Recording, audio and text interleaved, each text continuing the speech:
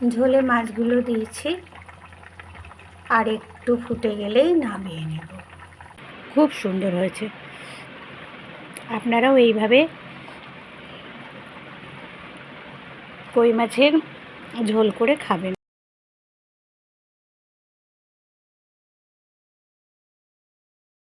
বন্ধুরা, আজ বাজার থেকে জ্যান্ত কই এনেছিল। আজ কই মাছের ঝোলের রেসিপি আপনাদের সামনে দেখাবো। মাছগুলো যতটা ঠান্ডা চেয়েছেন ছিল না, লাফালাফি করছিল জ্যান্ত। আমি অনেকটা নুন দিয়ে ওই থালাটা চাপা দিয়ে রেখেছিলাম। এইবার একটু নিস্তেজ হয়ে গেলে মাছগুলো আমি কেটে নেব। নুন দিয়ে দেখুন বন্ধুরা, মাছগুলো কেটে নিচ্ছি। কিছুটা তেলাপিয়া মাছেরই মতন, আঁশযুক্ত মাছ।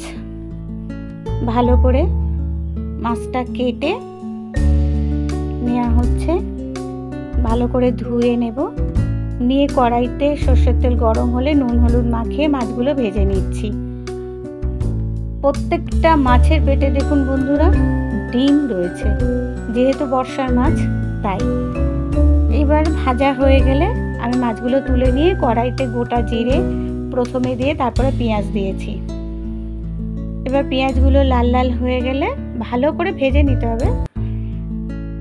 দেখুন আমি ভীষণ কম তেলেই রান্না করি, যেহেতু আমি স্বাস্থ্যসম্মতভাবেই রান্নাটা করি। এখন গরমকাল। এইবার আমি আলুগুলো তুলে দিলাম।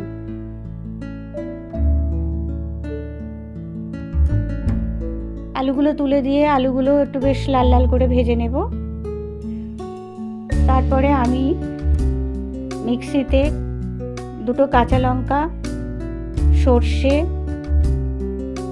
দুটো জিরে, দুটো ধনে পেস্ট করে রেখেছিলাম, ওই যে মশলাটা এবার আমি দিয়ে দিলাম। দিয়ে ওই মশলাটাও একটু ভালো করে কষিয়ে নেব। আপনারা চাইলে কই মাছের ঝোলে কাঁচকলাও দিতে পারেন। এবার আমি ঝোলে জল ঢেলে দিয়ে স্বাদ মতো লবণ ও হলুদ দিয়ে দিয়েছি এবং 3-4টে কাঁচা লঙ্কা দিয়ে ঢাকা দিয়ে দিলাম। আলুগুলো একটু গলে গলে গেলে এবার আমি ঝোলে মাছগুলো দিয়ে দিয়েছি। মাছগুলো দিয়ে একটু ফুটিয়ে নিচ্ছি। এই দেখুন কই মাছের ঝোল সম্পূর্ণ তৈরি, খুব সাধারণভাবেই বন্ধুরা।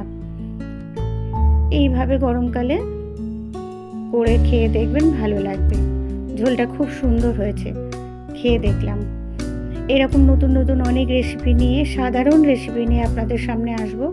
আমার সাথে থাকবেন, লাইক কমেন্ট করবেন এবং ভালো থাকবেন।